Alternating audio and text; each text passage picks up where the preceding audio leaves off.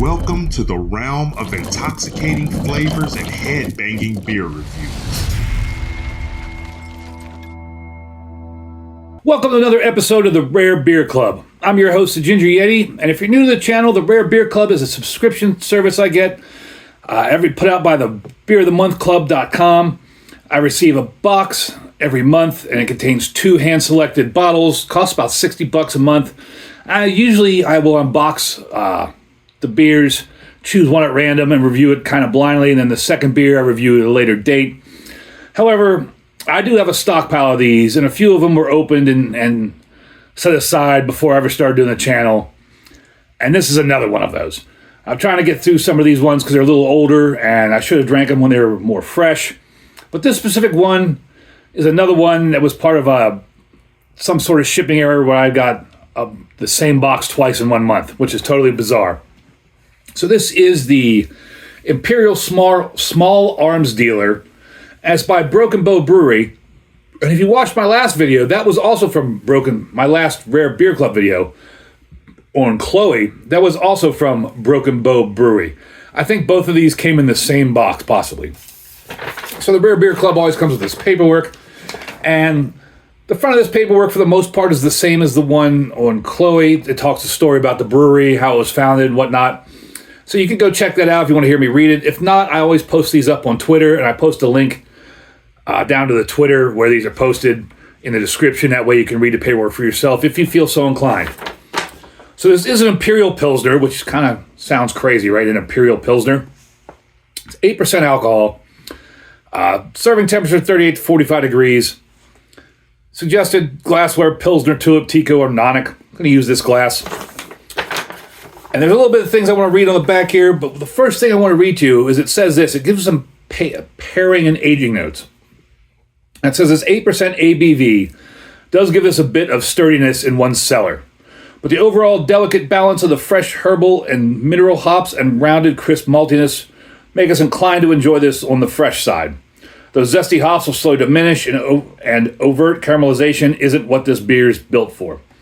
So basically they're saying this beer probably isn't any good anymore, but who knows? It's fun to try these beers. There's a date on this bottle here, and this is bottled on 7/21, and it is January 25 as of the recording of this. So this is 4 years old. I'll be super shocked if a 4-year-old Imperial Pilsner held up. But I did actually have this fresh, and when I get into it, I'll give you the rating I gave it on tap when I had it fresh. So the Imperial Small Arms Dealer pours a hazy golden yellow color, capped by fine bubble white foam that leaves solid lacing around the perimeter. Guess I should just get on into it and open it. I'll use the microbrewed Beer of the Month Club bottle opener. And if I didn't show you a picture here, it's Imperial Small Arms Dealer. On the bottle here, it says T-Rex 17, Raptor 8, with like 8:13 left to go, or 20:13 left to go, kind of like a sports game. And there's a picture of what looks like a T-Rex with a crown and some rubber-tipped arrows stuck to him, and looks like he's having a fun time, although they're making fun of his small arms, I guess. There's not a whole lot else on the bottle there. Like I said, it's 8%. Let's open it up. Hopefully this doesn't explode everywhere. It's just a red nondescript crown. And let's see what happens. Excellent. Excellent. Nice hiss. No mess. So on Untapped, this gets a 3.69, but there's only 274 check-ins. Beer Advocate was an NA. See if I can do a little better job pouring this, because I'm getting a lot of flack lately about my pours. And didn't do much better on that one. So what did it say here? It says, hazy golden yellow color capped by fine bubbled white foam. Yeah, that's about what it says. Stays nice and bright and honeyed in the glass. Aromatics definitely hint at an amplified German-style Pilsner,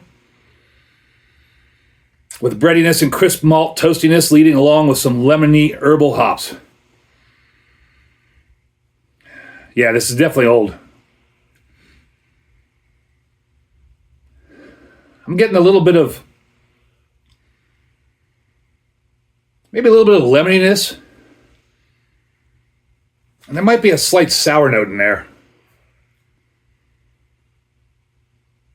But I'm not picking up any of the breadiness. Just a faint bit of lemoniness. 8% ABV stays well tucked away. Yeah, that's true. Even after this has warmed up in our glasses, the well-layered, balanced aroma of Imperial Small Arms Dealer emphasizes toasted bread and honey throughout.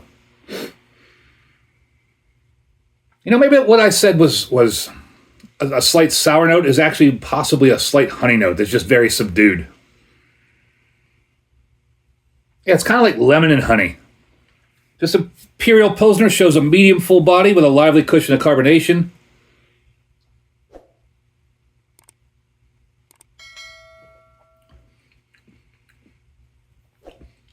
Yeah, it's definitely a medium body. Don't get any of that carbonation. Initial sips highlight the impactful, bracing bitterness that the aromatics didn't quite capture. This beer's way too old. Extensively toasty, bready, honey-laden notes alongside crystalline sugar from the structure of this beer, while that bitterness from the firm hop character keeps this fresh overall. While there's a layered malt character increasingly apparent as we allow this to warm, there's always welcome hop bitterness and spritzy carbonation balancing things out. This beer's too old.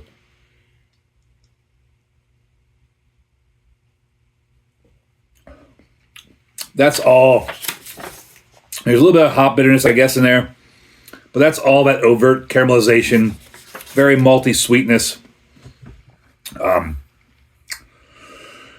It's not that good. Now, again, this is an Imperial Pilsner that's been aged for 4 years. I wouldn't expect it to be good. I really screwed up on this one. I didn't realize what it was, leaving it in the cellar aging. That is just...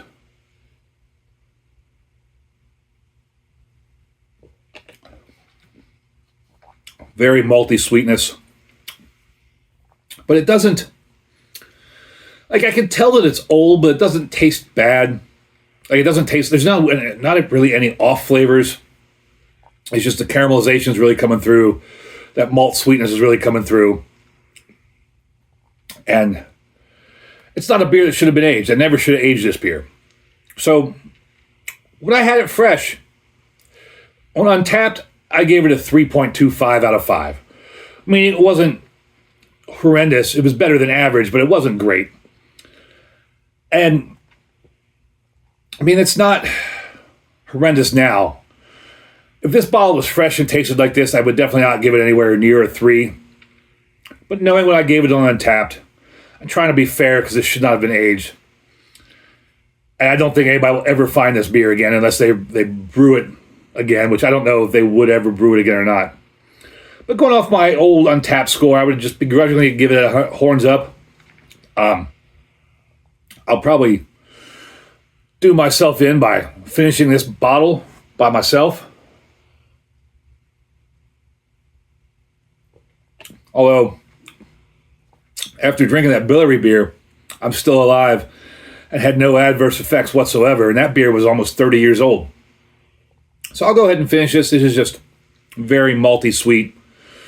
It's an adventure trying these kind of beers, especially when they're beers that should not be aged and you've had them for quite a few years, forgot about them. An Imperial Pilsner should never be aged, even at 8%. It's interesting trying it and seeing how it does age, which doesn't age well at all. But I don't hold that against the brewery at all. I mean, this was meant to drink fresh, and I screwed that up. But I hope you all enjoyed the video and enjoy me trying some of these beers that have been sitting around for a while and have got some age on them now. I mean, it's interesting to see how beers age and how some beers just don't hold up to age and other beers do. It's an adventure, and as always, embrace the adventure.